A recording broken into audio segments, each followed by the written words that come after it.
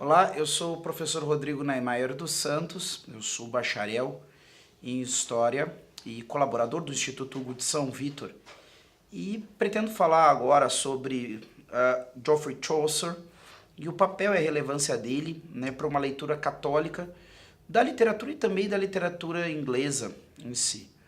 Algumas pessoas ao longo do tempo, né, foram cada vez mais prestigiando essa grande literatura, que é a literatura da Inglaterra, porém, né, muitas vezes sem saber quais são as origens, certo? O que colocou então a literatura inglesa dentro, né, desse rol da grande literatura.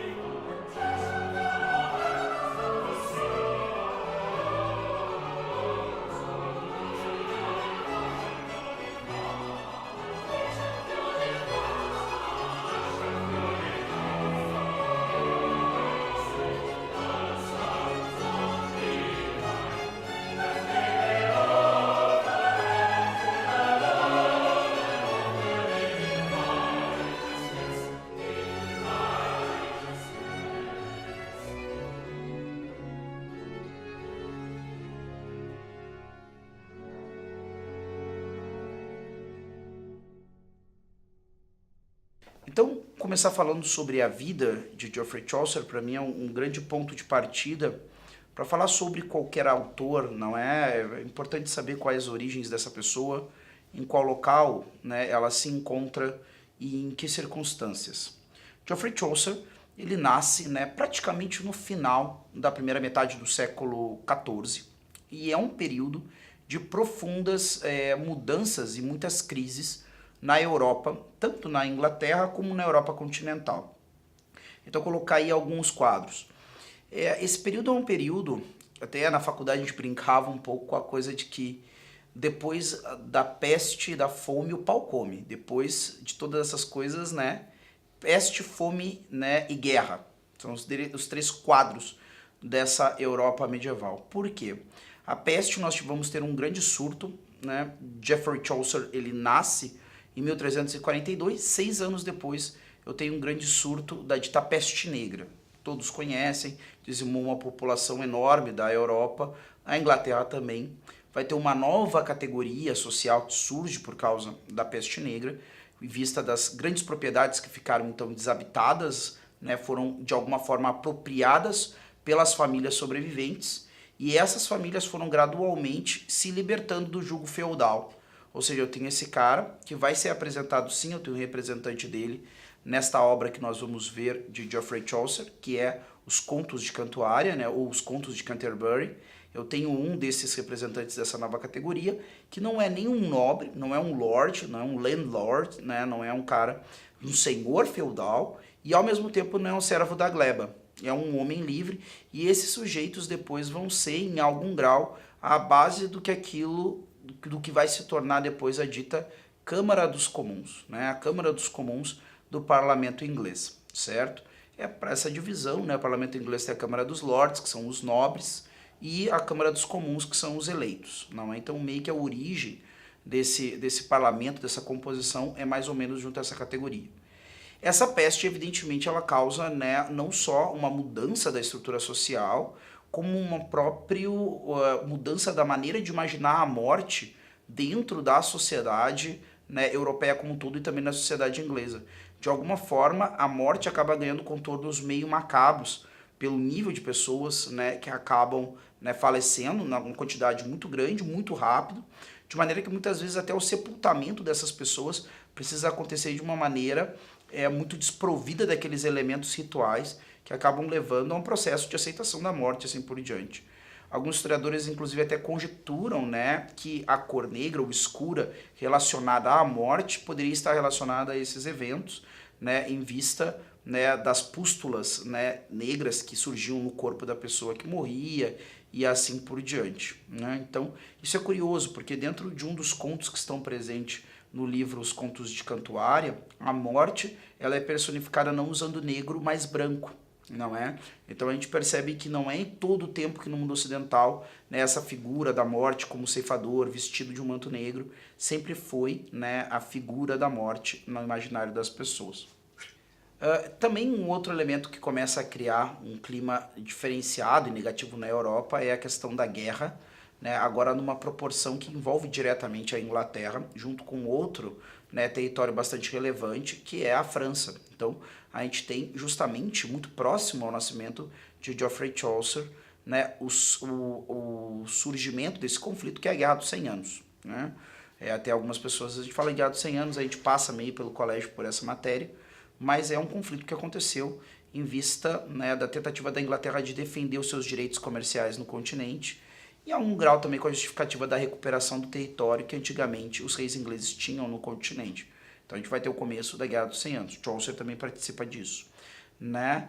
E por fim, né, a questão da fome relacionada muitas vezes ao aumento de impostos, não é? E também ao fato de que, uma vez que eu tenha um número muito menor de pessoas lavrando e colhendo nos campos, eu vou ter então, né, certos períodos de fome.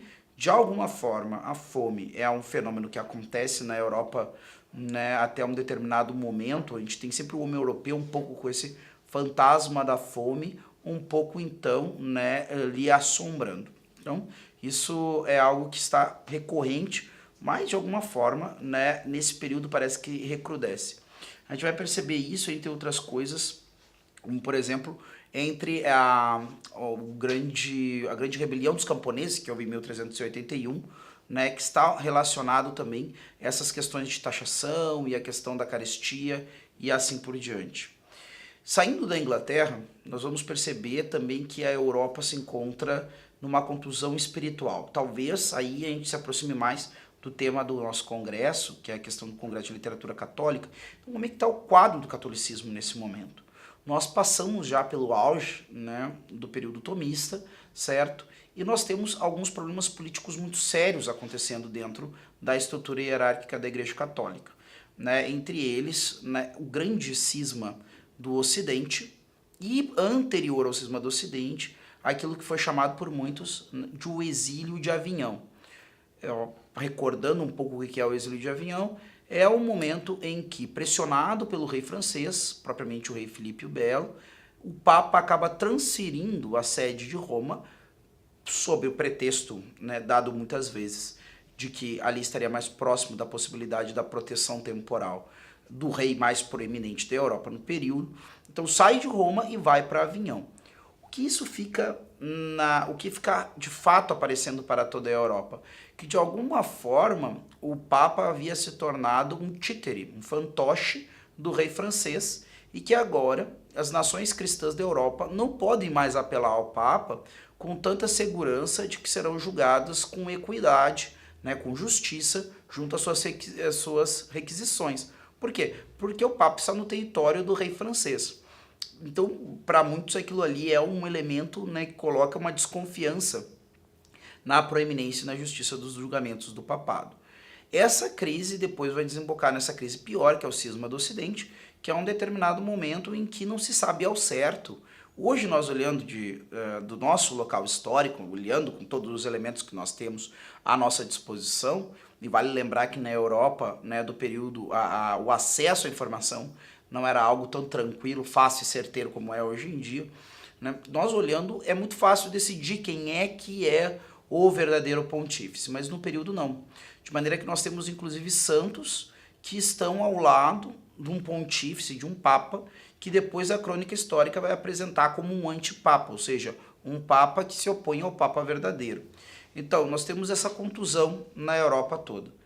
E tem um dado, isso, né, essa ferida na unidade, quem tem um pouco mais de conhecimento acerca do papel da unidade dentro do corpo da cristandade ou da religião, até para quem não tem tanto contato com isso até esse momento, basta pensar, né, o que acontece logo depois da Reforma Protestante. Nós temos uma série de comunidades eclesiais baseadas no cristianismo, e a partir dessas comunidades eclesiais, novas vão surgindo. Hoje nós temos uma série de denominações, né, protestantes, evangélicas, neopentecostais e assim por diante. Porque, de fato, não existe esse centro autoritário, né, autoritário não é a expressão correta, mas esse centro de autoridade onde possa se dizer, né, aqui está a referência.